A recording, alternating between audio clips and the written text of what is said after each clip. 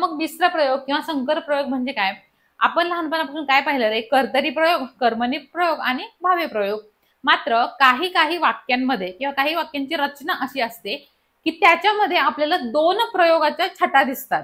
म्हणजे कधी कधी असं वाटतं की अरे हा कर्तरी पण आहे हा भावे पण आहे, किंवा हा कर्मणी पण आहे हा भावे पण आहे, किंवा त्याच्यामध्ये कर्तरी आणि कर्मणी दोन्हींचे पण गुण असतात किंवा वैशिष्ट्य असतात.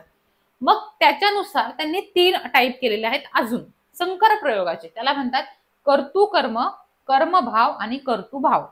आता याचे ना बरेचसे नियम आहेत, ते लक्षात कसं ठेवायचं, बरेचसे नियम आहेत.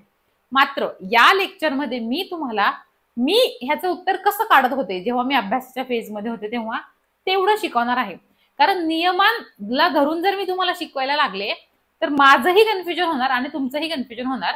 कारण हा टॉपिक मला सुद्धा डायरेक्टली लक्षात येत नव्हता. मग मी काय केलं, त्याच्या काही ट्रिक्स तयार केल्या आणि त्या ट्रिक्सने मी